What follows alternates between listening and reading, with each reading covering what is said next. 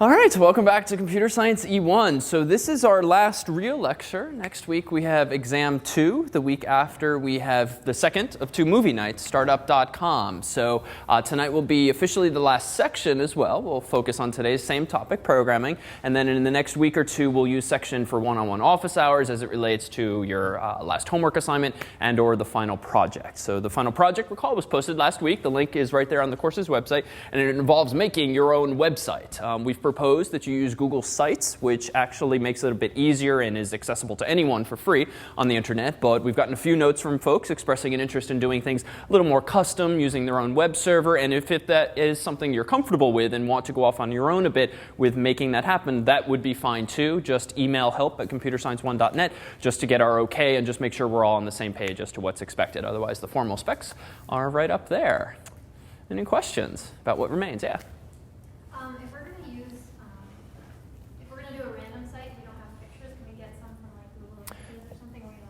Yeah, good question. So if you want to incorporate images into your site to use Google Images, that's fine. I would be mindful of whatever terms of use the website has. And certainly if you Google for something like public domain images, you'll find all sorts of things. So be sensitive to that. But given that it's an academic project, generally you'd be within your rights, within fair use to just playing around. I would just beware commercializing it afterward. Other questions? Yeah. Good question. No, we haven't mandated audio, but you're certainly welcome to do something audio or video related. Video in particular is actually pretty easy. Nope. Nope. And when you say for me to go to the Google Sites, is it Google sites or just the sites? I believe you can get to it via sites.google.com, but I could be wrong. I would Google Sites. But also we have the URL linked in the specification itself online. Yep, we have, you'll see in the spec that there's a number of enumerated steps, and one of them will take you right to the right place. So you'll see in Google Sites actually makes web page development relatively easy. The downside is that it somewhat constrains you in what you can do. The upside for us is that it's freely available. It's actually very user-friendly. And what you will generally be guided toward doing is using various widgets and WYSIWYG-like editors. What you see is what you get. But you can customize the HTML as needed. And so what I alluded to earlier is that if you're thinking that Google Sites will actually be a little simpler than you want to get out of the final project, and you want to for instance, host a real website on some real server that you might have access to, that would be fine too. And in that case, you would definitely be using something like Notepad. No, I'm not doing that. My other question is, if I put like some photos, how do you put them in? Scan them in? Good question. If you have some printed photos, how do you get them in? Scanning would be the, scanning them in. If you don't have a scanner at home, to be honest, I think the likes of CVS and such pharmacies these days actually have a machine where you can take them in. They scan them for you, and then I think it spits out a CD that you can then take home, and they'll do all the scanning for you. You can also take a picture with your digital camera. You could take a picture of your picture, and then you would have a digital image thereof. You'll get higher resolution if you do it through an actual scanner, whether at a store or something on your own. That's a good project unto itself, frankly. We recently, over Christmas, tried scanning in with my mom and my sister back home years worth of high 8 videotapes. That's a fun project unto itself. Needs special hardware these days. Yeah? Can the site be posted elsewhere? Can the site be posted elsewhere? Yes. Do email help@computerscience1.net for questions like that, just so we're both on the same page. But yes, we're open to that if you'd prefer. Yeah? Okay, so with regards to the final project, in the syllabi for it, it was talking about the necessary things, for example, like images and tables. My question is regards to tables. Is there a maximum, like on Google Sites, it has like the type of table you can put? Is there a requirement for like the measurements of that 2 by 2, 4 by, or is it just the use of it? Nope. With regard to the table aspect of the final project, completely open to your interpretation. And you'll find that the specs are fairly broad. The idea is that you at least cross off some fairly coarse checkboxes, but beyond that, you're welcome to interpret as you see fit. Oh, this is the most questions we've ever had. Something about this side of the room. All right. So today is all about programming and giving you a taste of what it's like to be a software developer, giving you a taste of what it's like to actually write or create the types of programs that all of us take for granted on our own Macs and PCs and Linux computers these days. Even if you are not a programmer yourself, can someone offer a layman's definition of what it means to be a programmer or to write a program? Yeah. Okay, so hacker. So hacker is actually a term that's entered the public lexicon with a bit of a pejorative connotation to it. Hackers being people that break into your banks and your email accounts and all of this. But historically, hacker was actually kind of a positive term, and it meant someone who was very good at computers, meant that they were a good programmer and they could do neat things. Cracker was historically the word that would be ascribed to people doing malicious things. But to be honest, no one really says the word cracker in this context. Hacker kind of has positive and negative connotations these days. Doesn't necessarily mean a programmer. So let's tease apart what it means to be a programmer specifically, right? You can think of oneself as, like, I'm really good with hardware, making computers and building them from parts. I'm really a hacker in that sense. So that would be legit. How about programming specifically? Another take? Yeah. Writing code, say, for an insurance company. Okay, writing code for an insurance company. So we'll tease apart in a bit what we mean by code, but in general, what you are doing as a programmer is writing something called source code. It's often something that could be written in a program as simple as Notepad or TextEdit on a Mac, in that it's very English-like and it's purely textual. In reality, most languages these days can be written in fancier programs, things called IDEs, integrated development environments, and this is just a fancy way of saying sort of an IDE is much like Microsoft Word is for writing essays. You could write a whole essay or your resume using just Notepad or TextEdit, very simple ASCII text. But if you want bold-facing and centering, and a programmer might want special features that make it easier to write programs, you would use something called an IDE. So we'll see a little bit of both today. We saw last week just simple implementation of web pages using Notepad. But I specified last week that HTML, not a programming language. Does anyone recall why that was, or what HTML really is? Yeah, so it's a markup language. And we'll actually see this distinction ever so clearly today, because last week was really about marking up content, making something bold, making something centered. And we use this language called HTML to lay out a page structurally and then fine-tune it aesthetically. But we didn't implement any kind of logic. We didn't say, show this sentence if it's before noon, else show this sentence if it's afternoon, right? You can imagine a web page that, just for fun, when you pull it up, if it's morning, it says good morning, and if it's afternoon, it says good afternoon. Well, we didn't see any mechanism in HTML or CSS last week to make those judgment calls, to make a decision going this way or that way, and we'll see with a programming language, you can do things like that, and much, much more. How about one more take on what it means to write a program? Yes? All right, to correct mistakes. Let me slap a different term on that. So correcting mistakes in the context of programming would generally be called debugging. And the etymology of that actually traces back to an actual insect that was found in one of the earliest computers, one of Harvard's own reputedly, where a real bug, a moth or something like that, actually gunked up the inner workings of a machine. So the engineer had to debug the machine, and thus was born this term of fixing mistakes in programs, as you yourselves might have with this last homework assignment. Writing programs in this language called Scratch is sort of a necessary evil, at least these days, of writing programs. We are human, we make mistakes, and you as programmers will make mistakes as well. All right, so let's tease ourselves first with what's possible, even with what's a fairly fun and interactive programming environment. I'm going to go ahead and introduce us to a love story involving 2 chocolate chip cookies here. This was actually made by a former student. And what I've just loaded is a programming environment, kind of an IDE, integrated development environments, though they wouldn't call it that just because it's a little simpler. And let me just give you the lay of the land, and then we'll dive in deeper today as to how we could make something like this ourselves. So on the left-hand side here, notice that there's a bunch of categories here. There is these purple blocks these blue blocks, these purple blocks, these sound blocks, and what do they look like to you, especially if I zoom in? Yeah, okay, so audio related, and more generally, they kind of look like puzzle pieces, like jigsaw puzzle pieces, and indeed they are. So what's nice about this programming language is that rather than use something as ordinary as TextEdit or Notepad and have to memorize all of the various commands we can type, much like we did last week, with this environment, what's nice is that you can write programs, software that does something interesting, one of which, and by interesting I mean implements a cookie love story, we'll see in a moment. You can write write these programs by dragging and dropping these jigsaw puzzle pieces. They'll snap together based on their shape. And once you have a whole bunch of puzzle pieces interconnected and hit play, they will then do something from top to bottom, left to right. So what do I mean by do something? Well, for now, know that the building blocks of a program written in this language are puzzle pieces. And when you connect them in interesting and correct ways, you get a little tale like this one.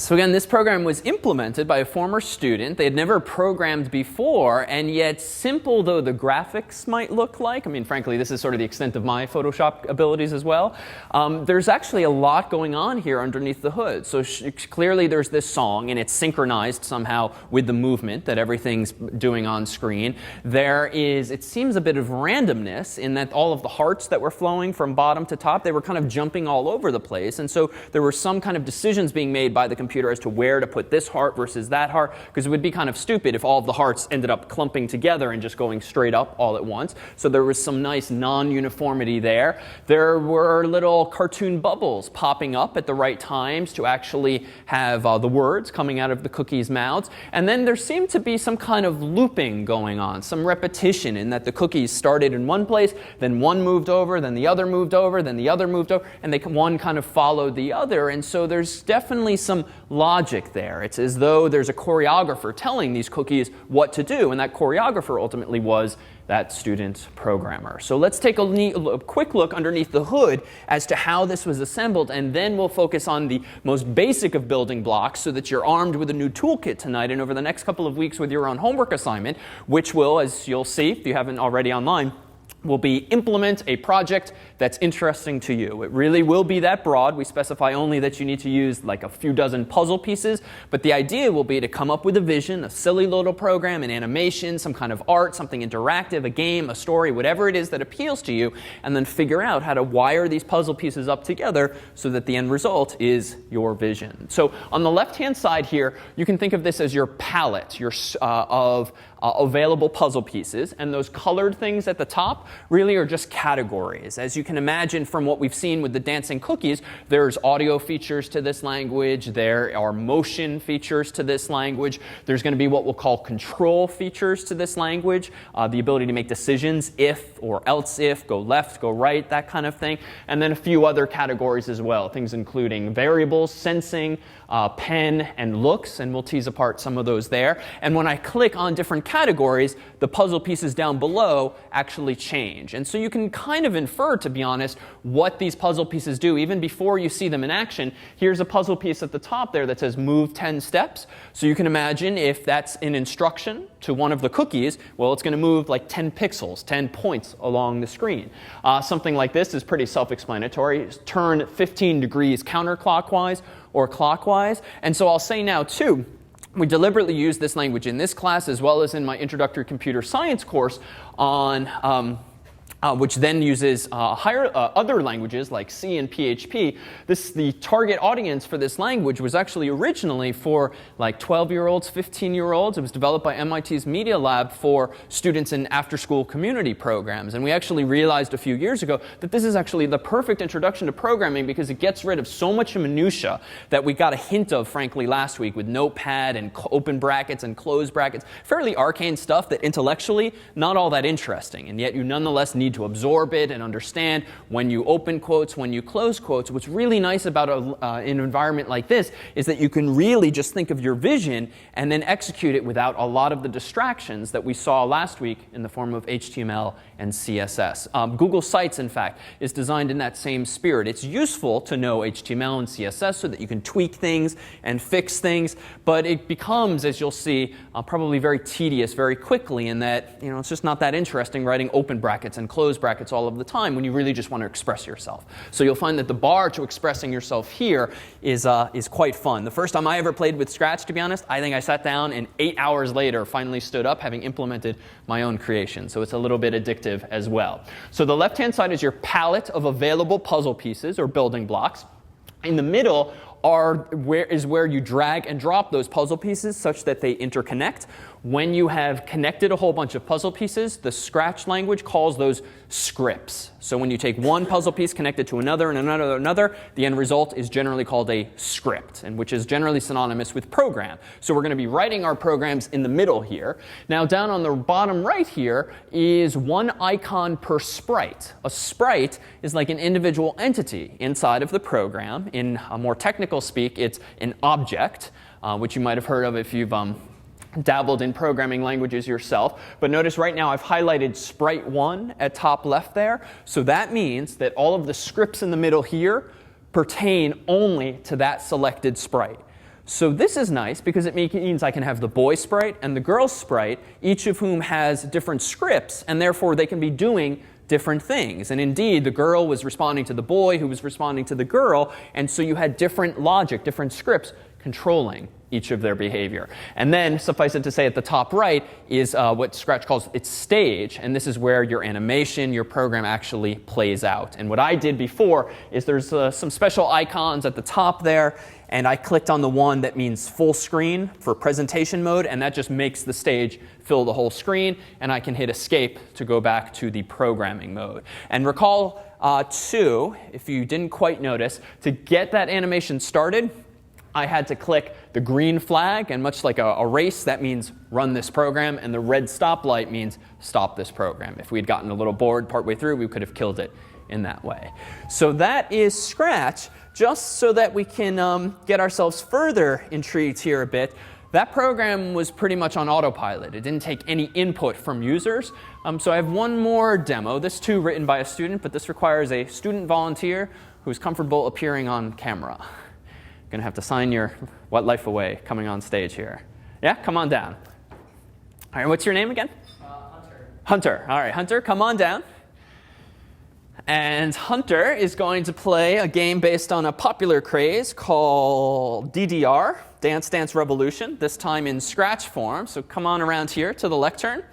I'm going to maximize the screen here. And DDR and games like Rock Band and Guitar Hero, these are all the rage these days. So this is based on that same idea. And so in a moment, when we hit play, Hunter is going to see all of these shapes, these arrows scrolling from the bottom of the screen up to the top. And he's going to then have to hit up, down, left, or right on my keyboard in synchronization with those arrows, so that when the left arrow appears and hovers over the template at the top left, he's got to hit the left arrow. If he sees an up arrow, he's got to hit up, and you'll see that the arrows start flowing faster and faster and faster, all synchronized to music, and the goal is to accumulate as many points as possible by hitting the keys at the right time. Make sense? Yep. All right, so I'm going to go ahead here and hit the space bar, and then you will be in control with the 4 arrow keys here at the bottom right.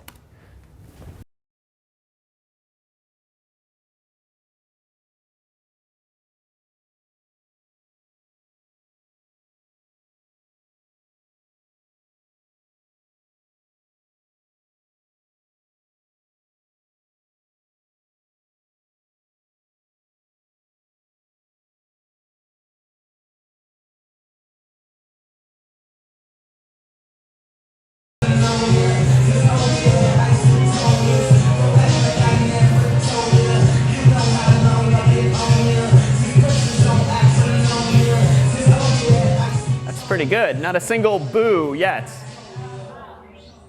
Oh, getting harder. Oh.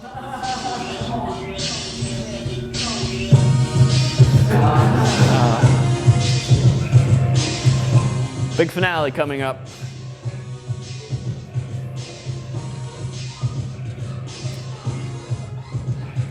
So as Hunter plays here, what is each of these arrows in the jargon of Scratch now?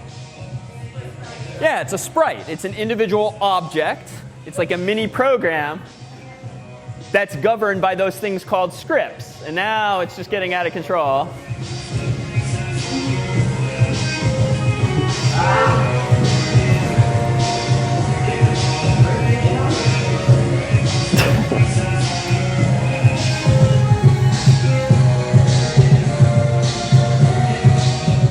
Not bad. He's broken 2,000. So how about a round of applause for Hunter? That was actually very well done. Nicely done. Thank you.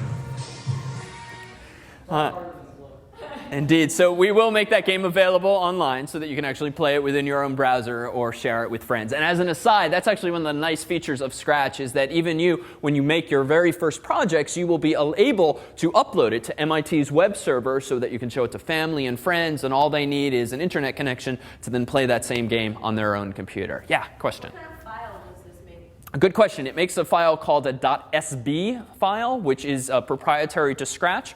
And so what I did here in advance today was I downloaded the special program called Scratch. It exists for Macs and PCs.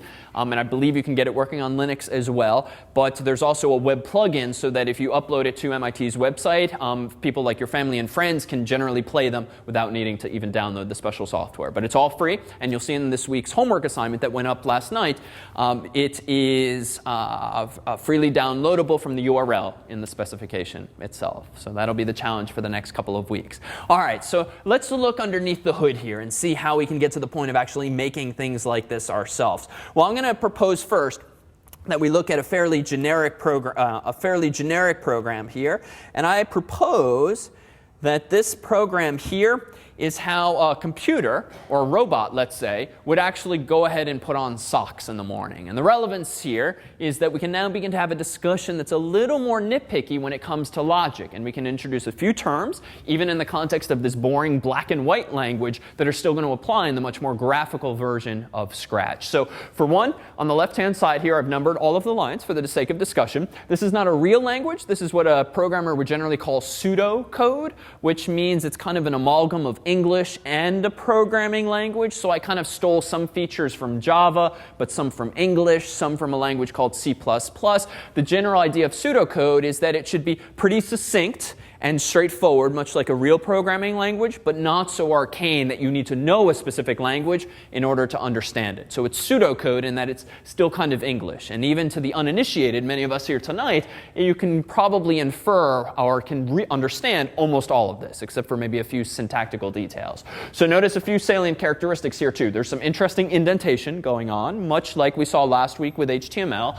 And there's some special syntax like minus minus and plus plus and these underscores. So let's see if we can't tease these apart from top to bottom. So in line 1, I seem to be specifying something mathematically. Socks underscore on underscore feet equals 0. So if you think back now to like high school algebra, this is what you would call a variable, like x or y or z, but it's just named much more interestingly. And that's for a couple of reasons. One, if I just called this x equals 0, it would be much less obvious to us, first-time readers, what that variable is supposed to be used for. Plus, in more sophisticated programs, odds are you're going to have more than just 3 variables. And so you're going to run out of x and y and z pretty quickly. So you could arbitrarily name your variables a, b, c, d. Well, that'll give you 26. But the point there, too, is that it's not all that descriptive to call things x, y, z, a, b, c. So you use actual words, but generally with no spaces. So the underscores there are meant to represent a space, but they keep everything compact with one complete word. So line 1 represents a variable and the initialization thereof. We are assigning the value of 0 to the variable called socks on feet. This again is a program with which a robot might put on his or her socks in the morning. So that kind of makes sense that you wake up and you start presumably with 0 socks on your feet. Line 2, what does that conjure up in your mind? What kind of idea? Yeah. Yeah, so this suggests some kind of loop. It's saying, while socks on feet, exclamation point equals. Well, equals I understand. What might it mean if we say bang equals, exclamation point equals?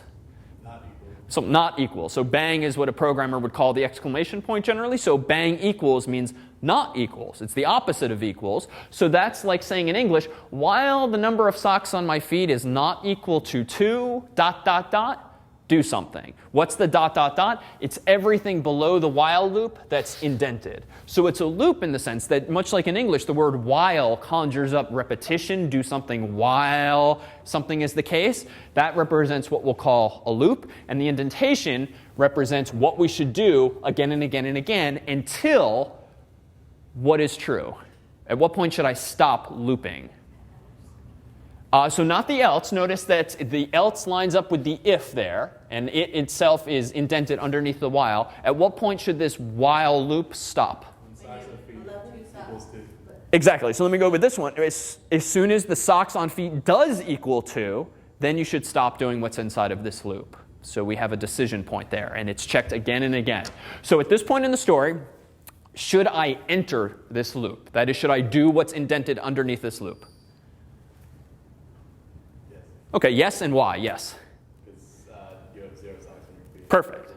So we initialize socks on feet to 0, so surely it's the case that socks on feet does not equal 2. Why? Because it equals 0. So simple as that at this point in the story. So let's look at line 3. Open sock drawer. We're going to call this a statement. It's just matter of fact. It tells the robot do something. There's no real decision there. It just says open sock drawer. So we'll call that a statement. Line 4 says look for sock. That too, it's just a statement. Now you could imagine that being a cyclical process, keep looking, but we just wrote it as a single phrase, so that's going to be a statement as well. What is line 5? How would you describe line 5 more generally? Kind of like the command action. Command action, okay, and it's interesting too. For what reason? Okay, yeah, it feels like it's telling me to do something, but conditionally. Only do the following if what is true. If you find a sock. So this is sort of a fork in the road. If I find a sock, I want to do what's indented over here. But notice the indentation. What lines up with the special word if? The else. So else, I want to go off and do this. So an if-else construct, as we'll call it, is a branch. It's a condition. It's a decision point where you either have to go left or right, or we'll see in Scratch, you can also have something in the middle, and over here you can have any number of branches or directions in which you can go. Here we kept it simple. There's just 2 directions. If I find a sock, go this way, else go that way. So let's imagine for the moment that the robot has a full sock drawer, just did laundry, and so he does indeed find a sock. What does he then do next? What line number? Okay, 6, exactly. Because the condition in line 5 was true, just like the condition with the while loop was initially true, we proceed to do what's indented. So that's what the indentation here is doing for us. It's just making super clear what lines of code we should go to next. Now, as an aside, if the sock drawer were completely empty, robot hasn't done laundry in weeks, what line do you think you would execute instead of line 6? Yeah, so it feels like 16. There's a few candidates here because I see another else, but notice that lines up with this one. So this else seems to line up with line 5. So I jump to line 16 or equivalently 17 if there are no socks and the robot does laundry and replenishes the sock drawer. But let's assume that he already did that last week. He now has socks. So in line 5, the if if condition is true, then we go ahead and do line 6. So line 6 says put on sock. Line 7 says socks on feet ++. What might this pseudocode mean? It adds 1 to the It is. It's a little weird in that there's 2 pluses, but it does indeed add only 1 to that variable. So ++ is shorthand notation for increment this variable by 1. So at this point in the story, after line 7 executes, what is the value of socks on feet, just as a sanity check? 1, right? And that's good, because now the programming logic I've written hopefully reflects reality, the number of socks on the robot's feet. So this too is what programming is all about. It's about figuring out how to express yourself, not in hand-wavy English terms like, oh, robot, go put on a sock, but stating very precisely how to go about it, how long to go about it, in the case of searching and searching the sock drawer, and then keeping track of the work you've done so that at some point you can make a decision, I'm completely done. Stop doing whatever you're doing.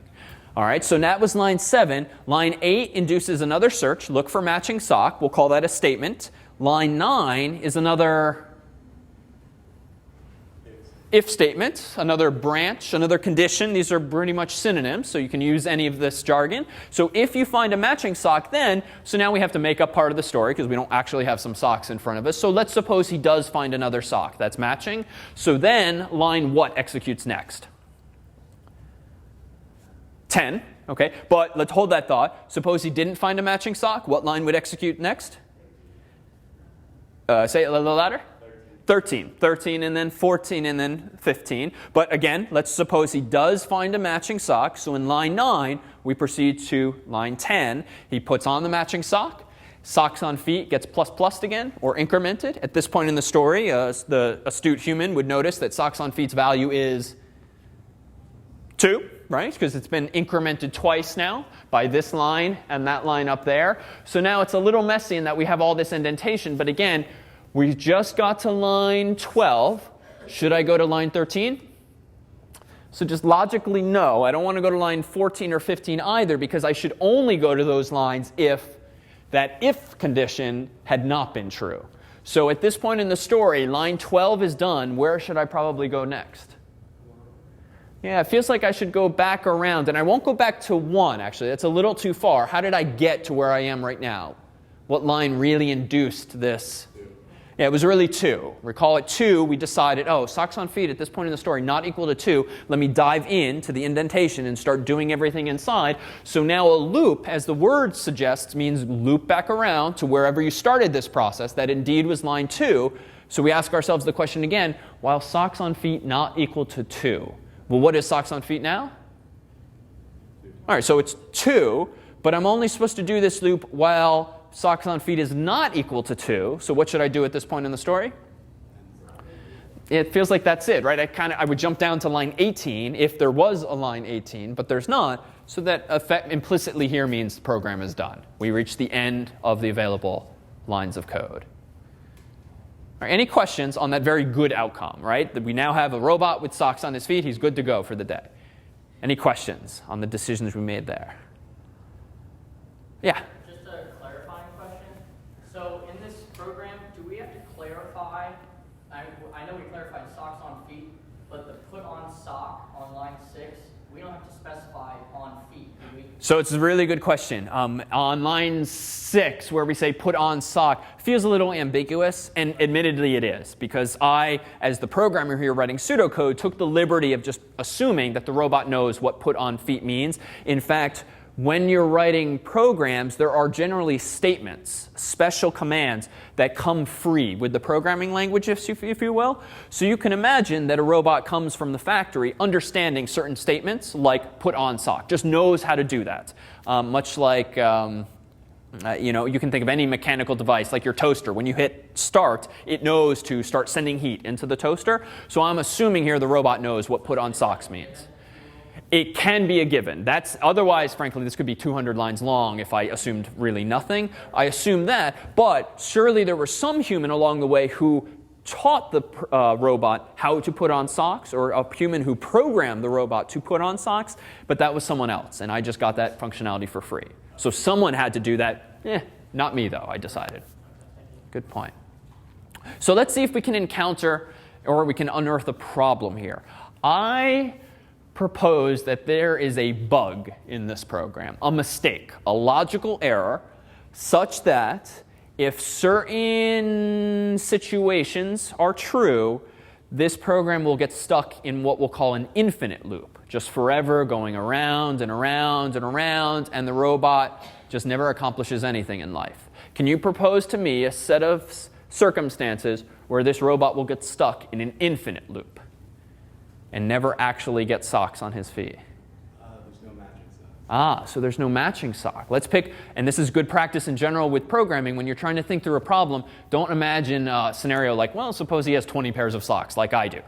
Suppose there are 2 socks, one is black, one is white, and he's already done laundry. He somehow has lost the other sock, so he's only got 1 black, 1 white sock, and we reach line number 5. 1 black sock, 1 white sock in the drawer, what will we do after line 5? What line will we proceed to next in this scenario? 6, because we will certainly find a sock. It might be white, might be black, but we'll find a sock. All right, so line 6 says put on sock, so let's call it black. I put on the black sock. I increment my variable. I then look in line 8 for my matching sock, but what's going to happen now in line 9? Do I find it or not? I don't. So what line do I jump to next from line 9? To 13, and thus 14. So I remove the black sock. I then decrement socks on feet, my variable, at which point it's back to 0. And where do I go next? Yeah, well, okay, don't jump that high up. Again, it's 2, right? Where did we start the looping process? Once you pass a line, unless it's inside of a loop, you should never go back to it. So we started this loop at line 2. When we reach effectively the end of that loop, we should go back to line 2, never going farther back unless it's indented as part of our loop. So we're back at line 2. How many socks are on my feet now? So back to 0. So I open my sock drawer. I've apparently become the robot in this story. I open the sock drawer. I look for a sock, line 5. What happens? Well, careful. What happens specifically in line 5? That was line 4. How about line 5? OK, so if I find a sock, do I find a sock in this version of the story? I do. Maybe just for silliness' sake, it's black again. What's going to happen next? Let's fast forward through the rest of this story. I'm going to put it on, take it off, try again. Maybe I get the white sock next time, but that's not going to match, so I take it off. I then look again. So here's our infinite loop. And because we didn't write this program with all the possible scenarios in mind, it seems that this robot can literally get stuck in a loop all day long trying to find matching socks, even though he's got 2 socks. They just don't match. And maybe this was just an accident that he actually owns another black and another white sock, but they're in the laundry. But we can never get to line 17 in this particular scenario because the only decision the robot makes as it relates to matching socks is, do I find a sock? If so, he just assumes he's going to find a matching sock. And that itself might be flawed. So quite literally, these are the kinds of logical errors that happen in commercial programs that you yourself might buy, or even free stuff that you might download. If you own a PC or a Mac, you've probably many times encountered some annoying situation where you get like a spinning beach ball or a progress bar that never goes away, or an unexpected error and the program quits, and just weird things happen, and you're pretty sure it was not your fault. Well, it probably wasn't. It just means that there was some programmer who didn't anticipate some situation. Well, I really didn't think a user was going to click here and then there. What are the odds? Well, in that corner case, we'll call it, maybe the program was not designed to handle that condition of clicking here, then clicking there. So what does it do? It essentially throws up its hands and just quits on you because it got into some weird place. Or worse, or just as annoying, it gets stuck in an infinite loop, and that's when you see that stupid little beach ball spinning and spinning and spinning and spinning and never actually stopping until you reboot your program or force quit it or something like that. Exact same kind of scenario. So what you'll find, even in writing your own programs with Scratch, I don't say this because you're all neophytes and are sort of well, rather, I do say this because you're all presumably neophytes when it comes to programming, and even the most seasoned programmers, obviously, Microsoft Word has been around for years and you still encounter weird random bugs. Even the most seasoned programmers make these same kinds of mistakes, especially if you're just not thinking through those weird corner cases. I say this too. I just used TurboTax recently. That thing, all these years later, quit on me 3 times in the middle of doing taxes. Why? It was not me doing something wrong. It was because someone at that company didn't anticipate my wanting to hit save at this point in the program. It's rather infuriating. But at least now, perhaps you'll have some empathy for what other folks are actually, or for why these things are happening. You might not be able to fix them, but at least, it's a bug. It's not necessarily my fault. Of course, according to Intuit, it was my fault for somehow. All right, any questions? Yeah? About the indentation, why did you indent some places not? Good question. So this is partly a stylistic decision. You can express this notion in different ways. We saw in HTML that it was really the opening of a tag and the closing of a tag that suggested that stuff had to be inside of it. But we also reflected that visually by also indenting in HTML. The reason for my indentation here is that I need to make clear to the robot, or to us, the humans, what lines should be executed if something is true, else if something else is true. So Notice line 2. We'll start at the beginning. Line 2 is not indented. It just says while socks on feet not equal to 2. Well, then if I'm telling the robot, well, your number of socks on feet does not equal 2, he's going to say, OK, what do you want me to do? Well, by convention, I then indent everything else, lines 3 through 17, and kind of hand them all to him at once. Do this again and again and again until socks on feet does equal true. Similarly here with this decision point, when we get to the if in line, let's say 9, I don't want to do one thing if line 9 is true. I actually want to do 3 things. Put on matching sock, increment socks on feet, and close sock drawer. So we indent all of that to convey that you should do all 3 of those things together. We could use commas, semicolons, whatever, but indentation also is the common case. These are commands, or we'll call them statements, but pretty much synonymous. Good question. All right, so now let's move on to a real programming language. So that was pseudocode. What you see here is a language called, anyone know? OK, yeah, this would compile as C++. Technically, it's C in that it doesn't use any C++ features, but this is a language called C, or C++. And just to toss it out there so that at least the world makes a bit more sense after tonight, let's just make a quick list of some of the more popular languages. There are dozens or hundreds of these things, much like there are dozens or hundreds of, or thousands maybe, of spoken languages and dialects. But all of these were made in the past 50 to 100 years, let's say, with broad strokes. So C, C++ are popular for writing real software that you might buy or download. What other languages are you familiar with? OK, so Unix isn't a language. It's actually an operating system. But it's an operating system in which you can write programs in many of these languages. So let me leave that off the list and put that instead on the list with Linux, Windows, and Mac OS. OK, Java is a very popular one these days. A lot of courses in programming are taught in Java. Perl is what's called a scripting language, in that you wouldn't generally write something like a word processor in it, but you would write maybe websites in it, or you would write smaller programs that just help you do your job as a system administrator more easily. Yeah? Are you sure it's spelled like not spelled with an A or anything? Which one? Perl, not spelled with an A? Nope, just so the Joule is spelled with an A, but the language is spelled with an E only. Other questions? Other languages? Well, it does exist. There are still people using it. There are books written about it. That's another language that mostly fallen out of favor, but used to be used for years in high schools and colleges in particular as an introductory language, and also in the real world. Even before that, there was a language called BASIC, which was one of the earliest sort of easy languages to pick up. So SQL is not technically a program. It can be used as a programming language, but we generally call it a query language for databases. But that's fine. We'll toss it on the list. Yeah, so PHP is very much in vogue these days for implementing dynamic websites. So last week we looked at HTML and CSS. But again, we didn't have the ability to make decisions. If something is true, do this. Else, do this. Well, once you couple your HTML and CSS skills with a programming language like PHP or Ruby or Perl or Python, then can you actually implement sites like Facebook and Google, or any site that's more than just static content. It's dynamic in that Google's output is always changing based on your input. Facebook is always changing based on the files people upload and the comments that they make and so forth. And to do those kinds of sites, you need some programming background. So that's a pretty good list. There are many, many others, but I think, to be honest, we've hit a lot of the biggies right here. What do they look like? Well, to be honest, most of these languages look similar to this. They are textual in nature. You could write them in Notepad or TextEdit, just like we did HTML last week.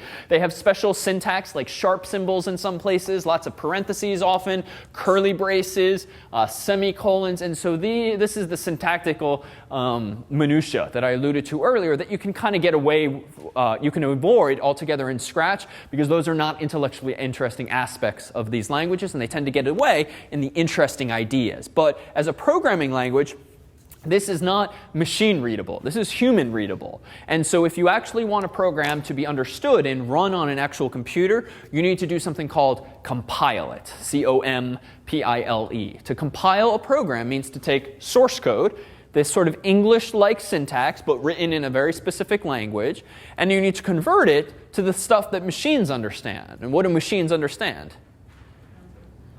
Binary, right? Think back to weeks 1 and 2. They understand zeros and ones. Well, these are clearly not zeros and ones. If I were really a geek, I could write my program in all zeros and ones, but my God, I would never be able to understand what I did again without a whole lot of work. What's that?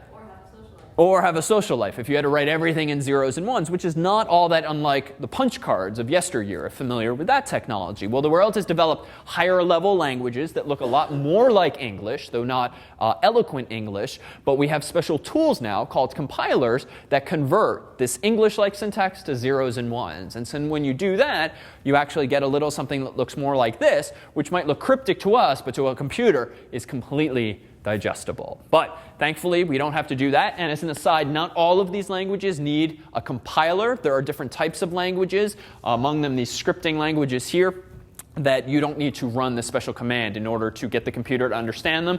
But more on that in an actual programming class. Today, now we get to dive into some of those puzzle pieces. And what's nice is that now, even though this is a much more playful graphical environment, we're going to encounter all of those same and more constructs that we just saw in our socks example and that you would find in any of these mainstream languages. So here is the simplest possible Scratch program. There is this special block on top in yellow. This is what will be generally called a control block, and then it controls the program somehow. And it kind of does what it says. When the green flag is clicked, ... do this.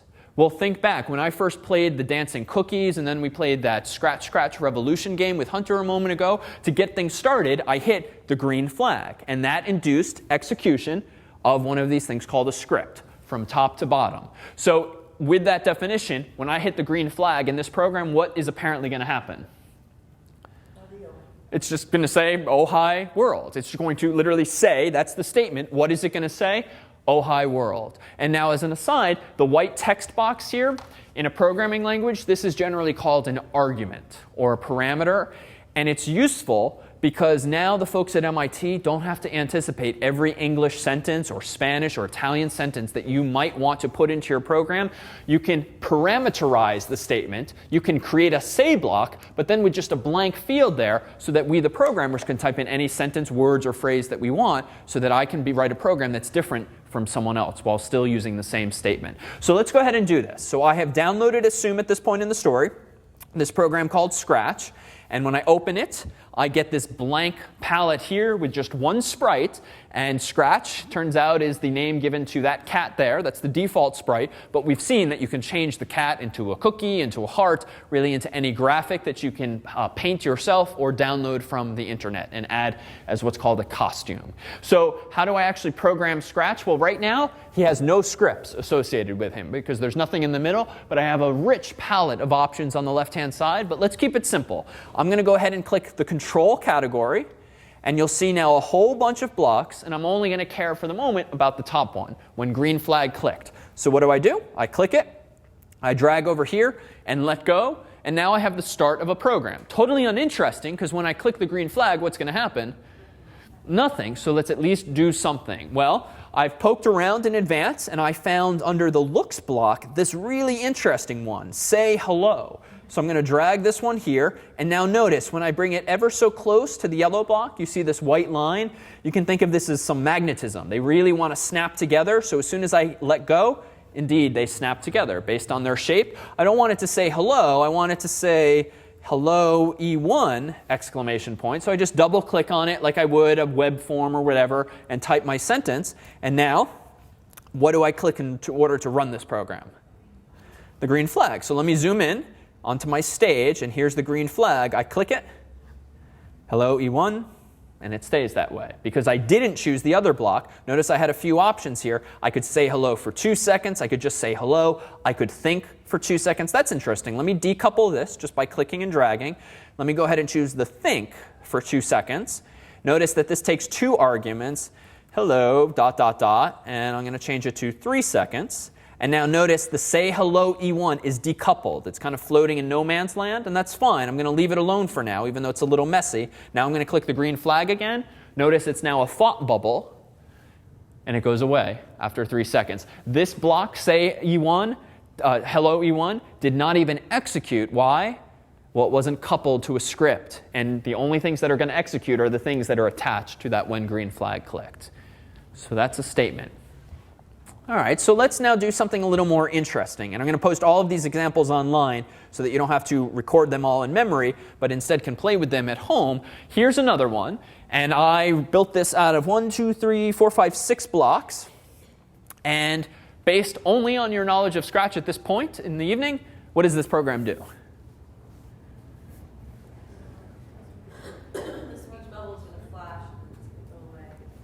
OK, good. It looks like it's going to the speech bubbles are going to flash for a couple of seconds or a second and say, oh, hi, world. As an aside, this HAI is just silly internet speak for hello. It's what cool people say. So it's going to say, oh, hi, world for 1 second. Then it's going to go away, but wait for a second. Then it's going to do it again, pause, and do it again. So let's see this. Let me go ahead and click the green flag.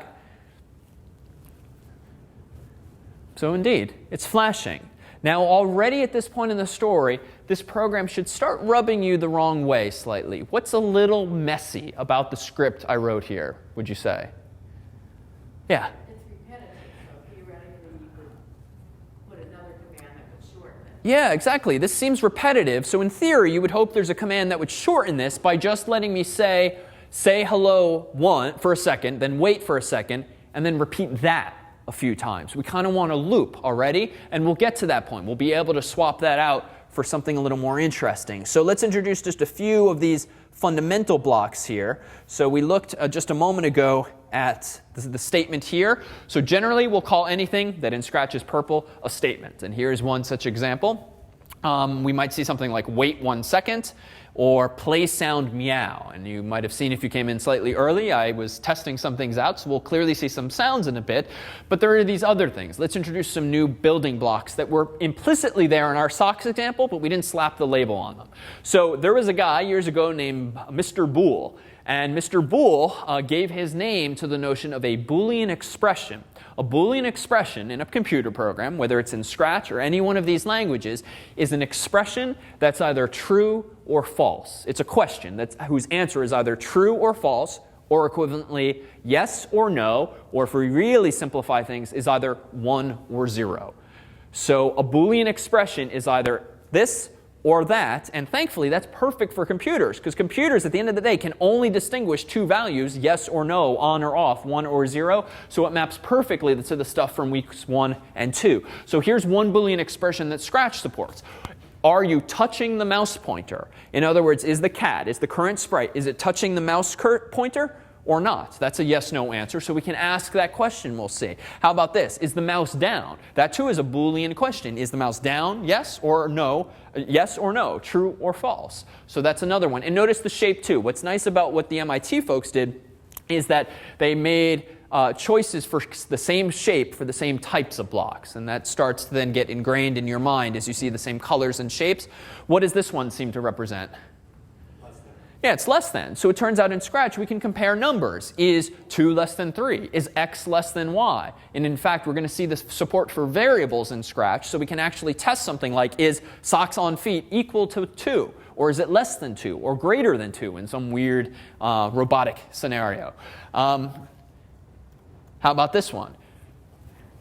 What is the shape on the left and right there? Well, it's actually identical to the shapes we've been looking at. So it turns out that you can and Boolean expressions together.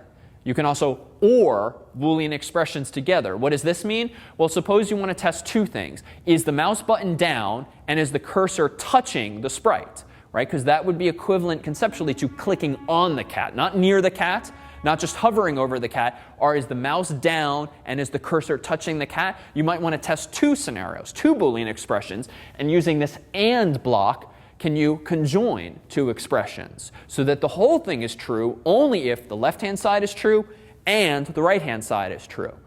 Or you can put the word or there, or, and only expect one of these things to be true.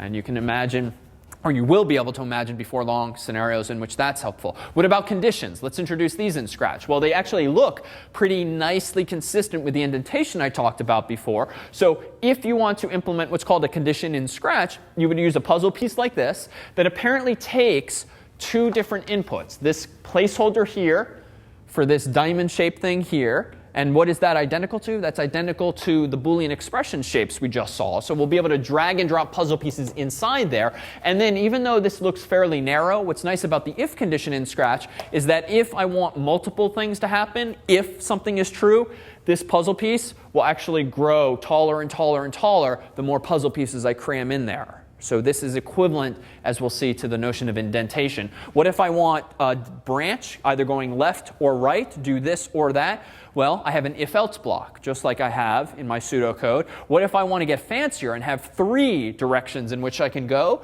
Well, why not just sandwich one of these things into the other, right? You can now start building with these very basic ideas, more interesting ideas, by sandwiching one block inside of another, one if inside of another. What else can we do? We're going to see a forever loop in a moment, where I can tell Scratch, do the following forever. Now, generally, that would be an infinite loop. And we've seen that infinite loops seem to be a bad thing. Robot accomplishes nothing. Spinning beach ball just annoys you forever. Well, sometimes infinite loops might be good. Suppose we were implementing a clock. You know, I don't really want that clock to stop after 1,000 iterations, right? Unless I want this clock to have a finite life. I kind of want that clock to run forever. So you can imagine even very simple scenarios where it's actually useful for a program to keep running and running and running, so long as it has, say, electricity. Well, you might want to do something just 10 times. Maybe I want to say hello only 10 times or only 3 times. Well, I can use a block like this, repeat some number of times. Variables, well, you'll see in Scratch that we can define our own variables. I'm going to call it also socks on feet. It looks orange like this, and it reads set variable name to some numeric value, and I just initialized it to 0 by double-clicking, like on a web form, and hitting 0 on my keyboard. So we'll be able to define variables, and then we'll see more sophisticated data structures called arrays. But let's first, before we get to those, let's use some of these simpler puzzle pieces to do more interesting things. Before I just said hello, I'm going to open up the third version of this, and now the program's going to get at least a little more amusing for us. Same idea, but more fun to play. So this is going to do what you probably think it's going to do.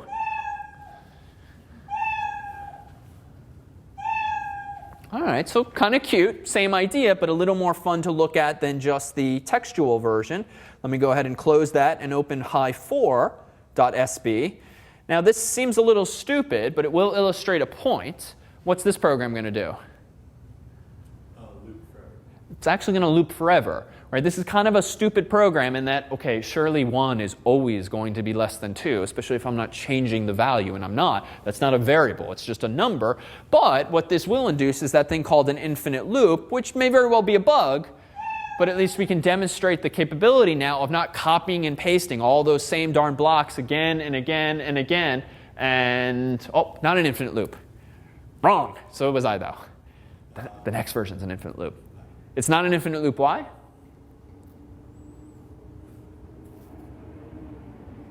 right, again, doesn't matter if you're not a programmer. Why is this not an infinite loop? Because it doesn't It's not a say loop. go back. Exactly. It doesn't say go back. It doesn't say loop. It doesn't say forever. It doesn't say repeat. And sure, it's not a loop because we didn't use any of the looping puzzle pieces. So if you read this program as we should be, top to bottom, it asks, when the green flag is clicked, do the following. What's the following? If 1 is less than 2, play the sound meow. It did that. That's it. Program's over. So now the next version, which is actually where I thought we were a moment ago, let's go ahead and close this, go to the 5th version. Now if I have something like this, it's getting a little more interesting. We'll introduce the loop in just a moment. This one's more interesting, though, because it's not some stupid hard-coded arithmetic expression like 1 less than 2. It's instead saying, we'll pick a number from 1 to 10, and then check if it's less than 6. So now in English, what's this program going to do? Perfect. Sometimes. And what percent of the time? 50%.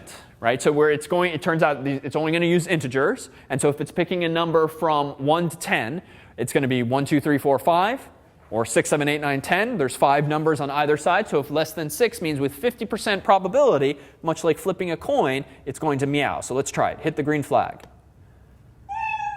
Worked. Hit the green flag. Worked. Hit the green flag. Ah, so it didn't happen. Again. Did. So now it's 3 to 1. 3 to 2. 4 to 2. 4 to 3. 4 to 4. And if we do that an infinite number of times, it will stay at 50%. We just kind of got lucky there. All right, so let's introduce one other construct here. That was version 5. Let's open version 6. And now, here's that loop I promised. This one, if you just read this literally, is indeed going to loop.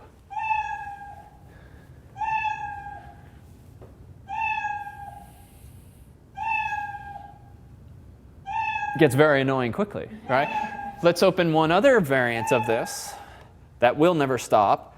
Let's do this one. Let me go ahead and hit play now, and I'll full screen it just for dramatic sake here. So you see my cursor moving around, but not touching the cat. Now I go ahead and touch the cat. Move it away. OK, so what is this using? What construct? Yeah, if touching pointer. So it's using a Boolean expression and then in turn an if statement. So indeed, notice what I've done. I've put inside of an infinite loop an if statement that says, if touching the mouse pointer, what do you want to do? Play the sound. Then wait 2 seconds so it doesn't get too quick, too fast.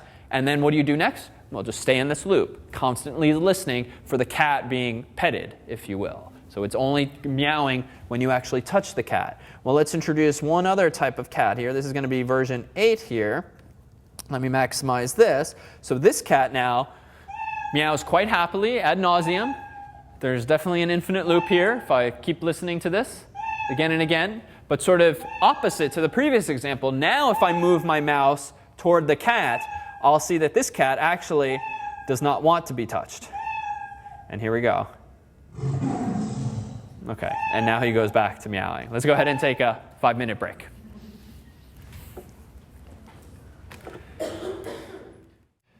All right, so we are back. And so is the meowing cat. So how was this thing implemented? So recall, this was the program where the cat, I can't take much more of this, actually. So this was the version where the cat was meowing and meowing and meowing. But as soon as I touched the pointer to the cat, he didn't like that. And so he roared instead, like a lion. So thinking this through just based on the building blocks we've seen, we can pretty much piece it together, right? We have one green flag click to kick things off. We then have an infinite loop so that it's meowing at least forever until it gets touched. And then we have a condition.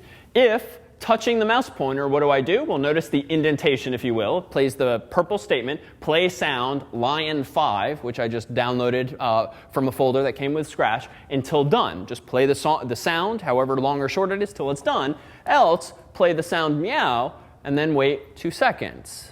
And that's it. And then it repeats and repeats and waits for me to do it again. So where did some of these pieces come from? So let me go ahead and click on, let's say, meow. Where did the sound come from? Well, at the moment, there's only 2 options, meow or lion 5. And that's because I essentially imported those 2 sounds. What are your options as you think about implementing your own projects? Well, you can record something yourself if you have a built-in microphone or a one attached with a cable to your computer. Or you can go up here. So at the top of the scripts area, notice we're indeed on the scripts tab by default. But notice there's a sound tab also. And now here you can see all of the sounds, these 2, that I already imported into Scratch. And if you just want to play around without actually adding them to a script, you can just hit the play button here or stop and then play.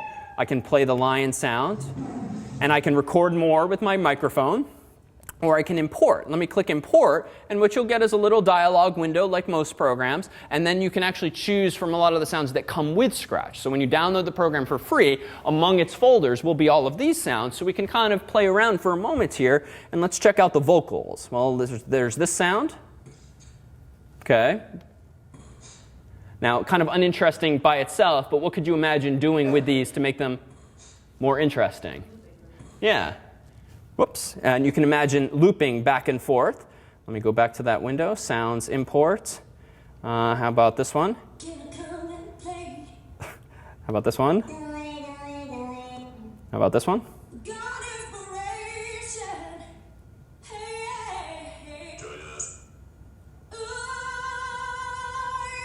I think there's the same grad student doing all these sounds. Yeah. All right. Let's go back in the hierarchy here. Let's go back to sounds, and how about just for fun, animal, bird.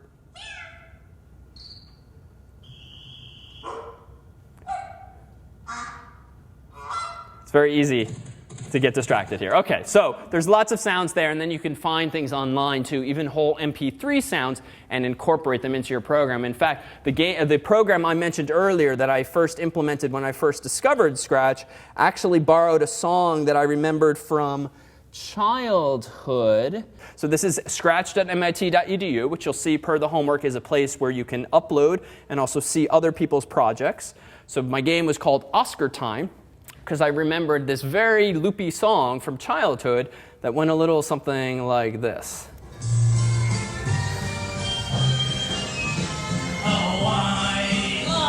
Now you'll see, much like the hearts went up, I chose to have trash come down. What does this trash probably represent? It's an object or a sprite. Let me lower the volume here a little bit. But you'll notice that I took advantage of some if conditions and some Boolean statements whereby I'm checking what the pointer is touching. So in a moment, I'm going to take my mouse and click this piece of trash. And notice I can actually make it follow my cursor. My mouse button is down, so I'm now implementing the notion of picking it up. And if I move it close enough, there comes the trash can. I let go, and now Oscar keeps track of how many things I put into the trash can. Let's do it again with this piece of trash. And I'll just let it fall into the right place. What's happening there? Well, I probably have an if condition that's saying not touching the mouse cursor, but is one sprite touching or coming close to another sprite. How am I implementing the animation here? Let's try the shoe. Well, notice it's going up and down as before. Now notice it kind of looks like animation, but really, much like an old school flip book or old school animation, it's really just one image with him not showing, one image with him slightly showing, another with him showing more and more until he's out of the trash can. Then I reverse the process. So it's sort of a very primitive animation just by showing a succession of graphics, all of which look slightly different. And I just mocked these up from an old I extracted them from an old program that actually made my Mac in like the late 90s have Oscar pop out of my actual trash can. Now you'll notice this game, much like the game Hunter was playing, gets harder and harder as more and more trash falls from the sky. And every time you drag it in, it continues to fall again. And the goal here is to actually rack up as many points as possible. Now you might at this point, 1 minute into the song, be already getting annoyed. Try writing this program over the course of 8 hours with the song on loop. It's quite a painful song now. Now it reaches the end of the song. It realizes as much. He pops out and congratulates me on my score, which he's kept track of in a variable. And my score was only 10 that time. So how did we implement something like this? Well, we won't walk through it in great detail because there's a whole lot going on. But the takeaway here is not that, oh, look what like David can do with these programs, but rather look what you can do when you start small and actually add feature after feature after feature until the end result is something like the aggregate you see here. I did not sit down and just bang this out in an hour. It really took me 8 hours. And the very first thing I did, to be honest, was just figure out how to make one piece of trash fall from the sky. The whole screen was blank. There was no light pole, no Oscar, no umbrella, nothing else. I just put the piece of trash there at the top of the screen, and I figured out how using a loop and using that move 10 steps block, I could animate the block going from top to bottom. Then this got a little stupid in that the trash was always falling from the same place. Kind of a boring game if it comes from the same place. So I introduced some randomness. Where did we see some randomness already in our examples? Yeah, less than, and pick a number 1 to 10. Well, you'll see if you zoom in here, much like graphics programs like Photoshop, much like GIFs and JPEGs are composed of pixels. Well, if you look at the top here, you'll actually see mention of coordinates. And if we look over here at the stage, we'll actually see that this stage, see the bottom right, has XY coordinates. So I think the width of this whole thing is like 240 pixels in total. So how do you make the trash appear at a random location? Well, you pick a number not from 1 to 10, but from 0 to 240. and then you position it at that x-coordinate along the top of the screen. So again, with these basic building blocks, understanding graphics and this XY pixel system, and understanding randomness, where you can pick a number from something to something, you can position that trash randomly. And it turns out that if you dive into all of these puzzle pieces that are available to you, there's a puzzle piece like show or hide, so that the trash can magically appear or disappear. There's a move block that will move it not just 1 or 10 steps at a time, it will just jump to a specific location. And then how did I synchronize all of these pieces of trash? Frankly, that was the annoying thing. I had to listen to the song again and again, essentially with a stopwatch, figure out at what point the trumpet falls, at what point the shoe falls, and then I just have to make sure that I had a wait block that says wait for 1 minute and 13 seconds, and then the shoe should start falling, for instance. But to be clear, lest this look like a very complex game, it actually is, but it didn't start that way. I first plucked off one piece of trash, got it working. Then I added a second piece of trash. Then I added Oscar, but he didn't animate. He never popped up out of his trash can, but I at least added the scoring system, whereby if I just move the trash near the trash can, I would get a point. And then eventually I sexed it up and added this animation of Oscar coming out and then going back down. And so it really is, programming in general, all about taking these baby steps and biting off very well-defined, small, bite-sized problems, getting them working, being happy with the outcome, and then adding to it and adding to it. It will be a complete disaster if you sit down sometime this week or next and say, I'm going to implement Oscar time and just implement all these puzzle pieces and all of these scripts and hit play. You'll start crying when nothing actually happens correctly, because that's the wrong approach. It really should be the opposite. Start with small, bite-sized tasks, 1 sprite, 1 script, 2 scripts, and then take it from there and figure out for yourself how best to implement that game, program, animation, artwork, whatnot. Question from 2 minutes ago when I waved my hand. Can you just show us the part where you animated him coming out of the trash can? Sure. So can we show Oscar coming out of the trash can? On a hunch, I'm going to assume that that script is associated with Oscar himself. So notice there's multiple sprites here. So I've clicked Oscar so that I'm only seeing Oscar's scripts. And now let's see. There's a whole lot going on here. And on a bigger monitor, I could stretch this out a bit more. Notice that I instead will have to scroll left to right or top to bottom. So let's see here. So notice this, and this is actually a good point to make. Notice that this first big script starts with when green flag clicked. He then switches to costume called Oscar 1. Much like you can add graphics, you can add costumes. Costumes are just the graphical overlays for a sprite so that you can change a cat into Oscar or into a piece of trash. So those are called costumes. Then notice that Oscar goes to location -140 pixels, comma, -122 pixels. I just figured that out by trial and error, dragging and dropping on the stage. Then I show Oscar. Then I set a few variables, and then ... All of this was the result of a lot of experimentation and time. But let's now scroll down. Notice there's a second script, and we've not seen this yet. You can have multiple scripts associated with the same sprite, and they can actually start for reasons other than the green flag being clicked. So this is actually a nice segue to another feature of programming languages like these and Scratch. There's this thing called an event. You can actually enable multiple sprites or multiple scripts to communicate with each other by having one sprite broadcast what we'll call an event and having another sprite listen for that event. So you can think of 2 sprites as communicating across the room from one another. So actually, before I scroll down and tease apart the costumes, which are a little more advanced, let me actually close this for just a moment, and then we'll come back. And let me instead open this example here, which has the same idea but much simpler. This is a Marco Polo example. It's got 2 sprites, boy and girl. Notice I have the boy highlighted right now, so that means what's at left is his scripts. What does the boy do? Well, in English, can someone translate this program to an English description? What does Marco do? When you press space, it says Marco. Perfect. When you hit the space bar, it's going to say Marco. So we see actually another feature of Scratch. Just like we can take mouse input, we can also take keyboard input, much like the game Hunter played before. So forever I'm going to do this. If the space key is pressed, yes or no, say Marco for 2 seconds, but then don't just say it. You also have to broadcast the event. Because another sprite can't look for your little speech bubbles, can't hear them as a human could. You have to be more deliberate. You have to be more specific. And you broadcast this thing called an event.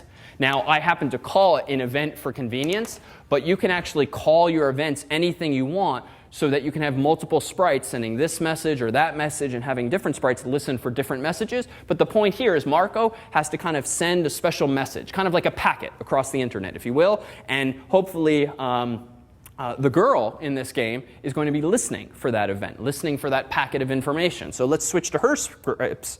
So this is the girl. She's got a pretty short script. In fact, what does she do? Yeah, she says polo when, not when the green flag is clicked. That would not be consistent with the game known as Marco Polo. Rather, she only says polo when she receives that thing called event. So we have what's more technically called here inter-process communication, whereby two processes, two scripts, two programs, if you will, are intercommunicating through this channel known as event handling, event triggering, event sending, message passing. You can call it any number of things, but the point is that one sprite can talk to another. So now let's go back to Oscar time and apply that. Well, Oscar has to be keeping track, or something in this game rather, has to be keeping track of whether or not a piece of trash has been put into the trash can. So it turns out that Oscar, the sprite, is listening for an event that I gave a special name of scored. So here too, this is consistent with the idea of programming with good style. Just like you don't want to generally choose X and Y and Z for your variable names, same for your events. I called it event in my very simple Marco Polo example. But here, just so I know what event it is, I gave it a more descriptive name called scored. So some other script in this program must be broadcasting an event called scored. And Oscar is listening for scored because when he knows someone scored, what should he do based on what you've seen? Pop out of the trash can. So just as you can respond to the green flag being clicked, which now we can call an event of a special case, you can also listen for your own special event. So what happens here? Well, there's an if condition here because Oscar, I don't want him popping out of the trash can if the song it has stopped playing. So it turns out I have another variable called playing. And if it's set to 1, that means the game is playing, the song is still going on. But if I set playing to 0, what's the implication? The game is over, right? I didn't want the user to still be able to make points even after the song had played. So I have what's called a global variable that's set to 0 or 1 based on whether the game's actually in progress. Now, as for the rest, it's a little messy here to create this animation, but I did it by a sequence of graphics. I first switched Oscar to Oscar 1, waited 0.25 seconds, then to Oscar 3. I apparently made a mistake and got rid of Oscar 2. So then 0.1 seconds later, Oscar 4, then Oscar 5, then Oscar 6. And notice how short these wait times are. And that's why it looks like he's coming out of the trash can. But really, it's show this costume, then this one, then this one, then this one. And we humans aren't so bright or so quick when it comes to visual things. Looks like motion to us, even though it's just a series of static images. Good question. How do you convert separate images to costumes? Well, much like we went to the Sounds tab before, you can go to the Costumes tab, and you can either use your built-in camera and take a picture of yourself if you want to be the sprite. You can paint yourself using sort of old-school drag-and-drop painting, or you can import from a file on your computer, either that comes with Scratch or like a graphic you downloaded off the internet or from Facebook or wherever. Yep, I believe it supports multiple file formats, probably JPEG, GIF, and maybe PNGs as well. So you can actually make these things quite personalized quite quickly. All right, so let's go back now to one last hello example. This was the 9th and last incarnation. And what's interesting here is that I wanted to add some more dynamic control, similar in spirit to Marco Polo, but not just have this be Marco Polo. I actually wanted stuff to keep happening. So let me go ahead and hit play and see what happens here. Okay, this gets even more annoying, dare say, than the cat example. And so I finally realized it would be really nice to have a mute feature for all of these games where there are infinite loops and sounds being played. So notice on the left-hand side here, the top script is apparently checking if a variable called muted is 0, false. But if it's not muted, it plays this very annoying sea lion sound. This other script also listens for the green flag, but it needs to do something separate. What is it doing? Well, it first sets muted to 0. It's not muted by default. All right. Forever then checks, is space pressed? If muted is 0, change muted to 1. else, what do you think the code below the break is doing? Else, I set muted equal to 0. So how do you toggle state, true, false, 1, 0? You just need an if condition like that. And my God, let's hit the space bar. Done. Now, it's still playing. Those infinite loops are still going and still going. But what value has changed in this program now? Muted. Yeah, so the muted variable, which previously was 0, thereby implying false or off, not muted, now it is 1 because I hit the space bar. That loop noticed I hit the space bar, changed muted from 0 to 1, and so thankfully that sound is off. But now if I go ahead and hit the space again, I have that same sound playing again and again. All right, well, variables can only take us so far, right? Thus far, if I want to store a value, I need a variable. But suppose you're implementing a game like one of these role-playing games where you're a character on the screen and you have to go around collecting objects and putting them into your inventory or your satchel. You're collecting coins in Super Mario Brothers or something like that, where you want to accumulate more than just 1 or 2, 3 different things. Maybe it's 100 things. Maybe it's 1,000 things, because at certain high thresholds, you get a free life or something. Well, how can we actually store an arbitrary number of objects? Well, we can implement something called an array, or a list, or a vector. It comes in different flavors. We'll call them arrays here. And the block that we do this with is something like this. It's orange in nature, and it says add some string, some sentence, some word, whatever you want, to a variable called inventory. But this time, inventory is this thing called an array. And an array is like a bucket of cubbies where you can put multiple objects into this variable, because it's not a simple variable like a word or a number. It's more interesting than that. It's like a bunch of cubbies into which you can put multiple numbers or words. So why might this feature be useful? Well, let's open up one such game. So this is a program called Fruitcraft role-playing game, also made by one of our students. I'm going to go ahead and maximize and play this. And now notice at top left, we see an inventory. That's just the human word, the sort of normal person word for an array, which is this data structure into which you can put multiple pieces of data. This is now apparently my kitchen and my studio apartment, because we have a table and my bed over there and some books and such. And that's little old me, the blue guy there. And notice, much like the game Hunter played, I can control this game by moving left, right, up, down. Now, how is that working? Well, this little blue guy is a sprite. There's probably an infinite loop in one of his scripts. And what is that infinite loop probably listening for?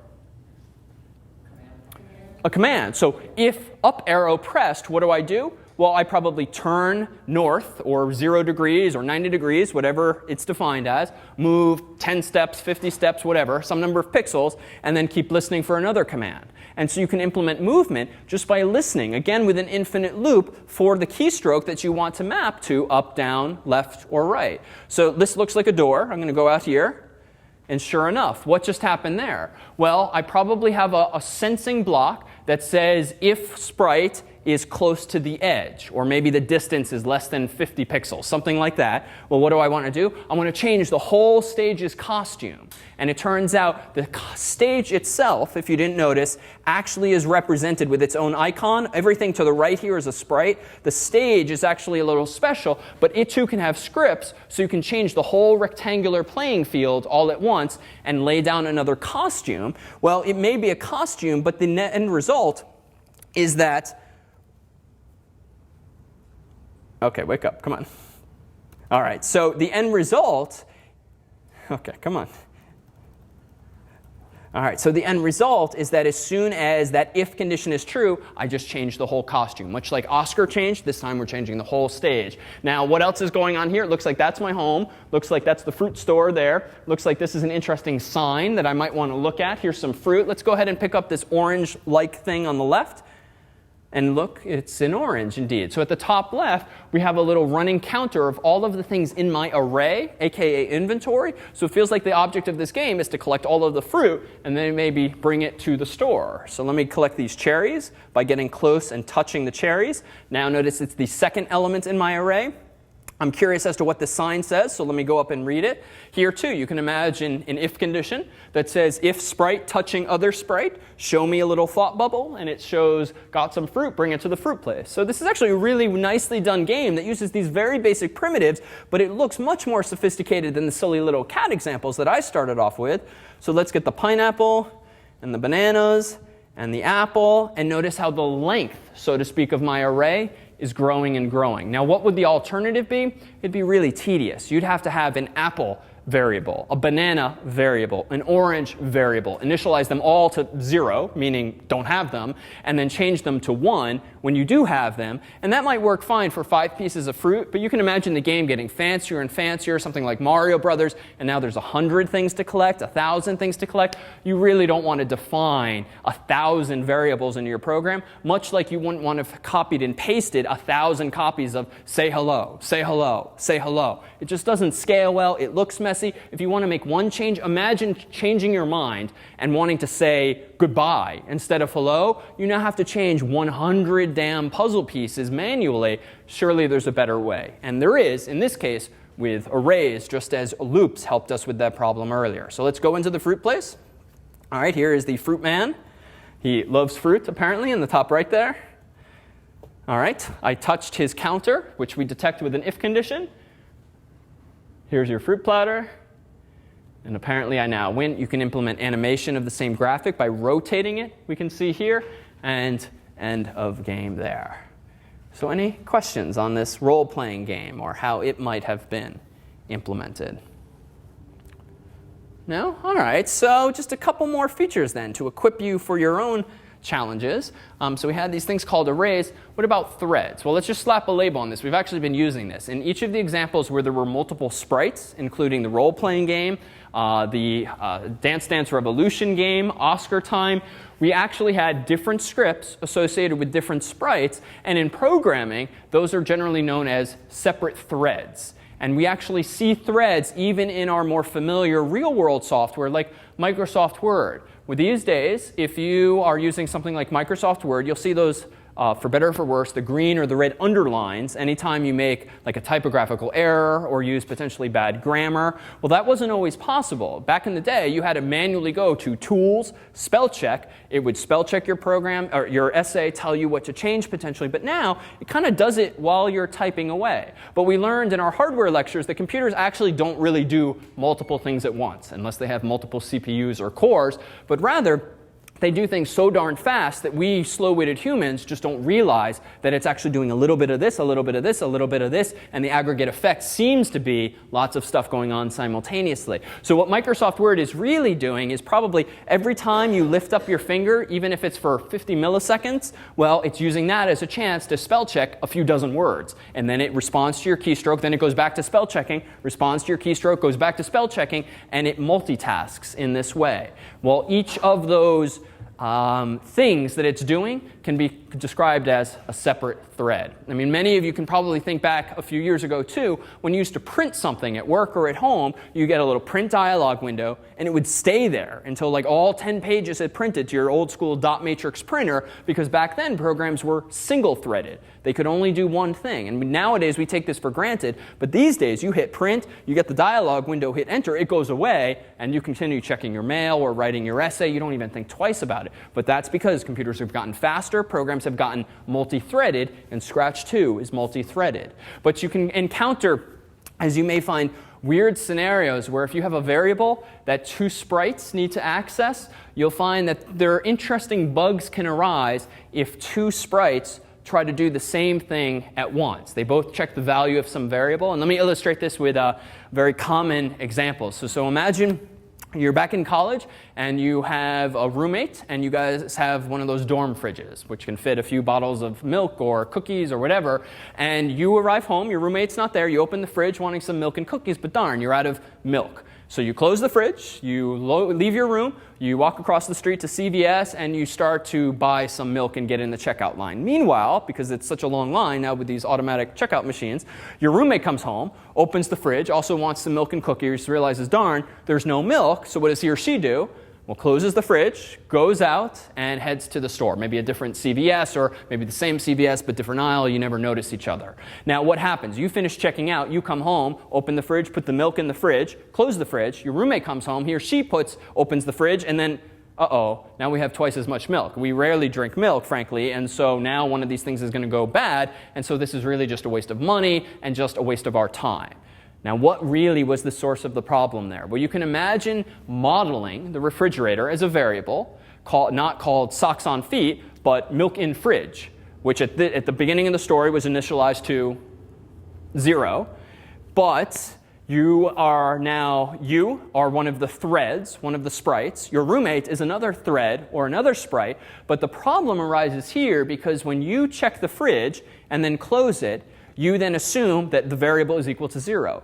But you then go off to do some amount of work that takes some non-trivial amount of time, a few seconds, a few minutes, maybe an hour if you run other errands. Your roommate now checks the value of that variable, but your having gone for milk has not changed the value of that variable yet, and so she too sees it as 0. So you may very well encounter these weird situations where if you have variables that need to be looked at by multiple sprites, consider what might happen if you're running into some weird bug if one sprite checks that variable, goes and does some stuff, but doesn't change that variable until a few seconds, a few milliseconds later, and this is generally what's known as a race condition in programming. More sophisticated topic that you could spend an entire semester exploring, but interesting, complex things happen with multi-threaded applications. You can imagine a simple example with printing. Suppose you're printing a 10-page essay, and you go File, Print, hit Enter, and then you have, again, a slow printer, old dot matrix printer, and you realize, oh no, I forgot to change my closing sentence to be even better than it is now. So you change that sentence, but what's the problem? Printer is still printing the old version because those two threads aren't necessarily talking to one another anymore. So same kind of idea. And addressing that is sometimes a non-trivial problem to solve. So again, the point here is not to say that you're going to encounter all these problems, but rather, when you really get into this stuff, some interesting situations arise. We talked about events, and now let's take a look at maybe one last example or so. Let's take a look at this one.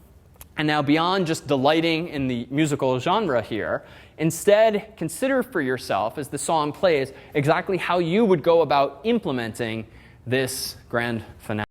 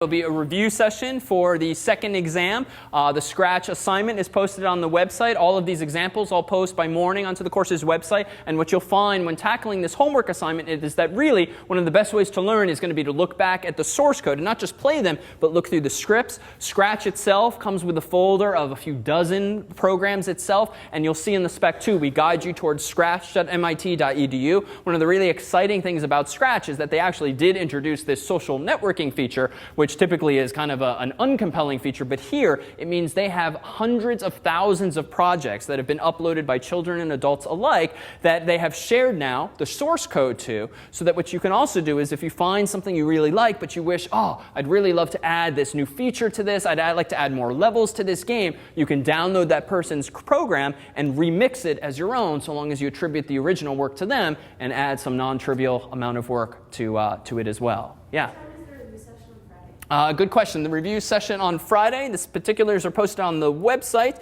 but for camera here, Friday at 5:30 after work, but it will also be videotaped and put online by the next day if it's inconvenient or impossible with work to come by. And there's also a sample exam and solutions also posted on the course's homepage. So with that said, why don't we adjourn a few minutes early tonight, and we will see you next week for the exam, and in 2 weeks for our second and last film.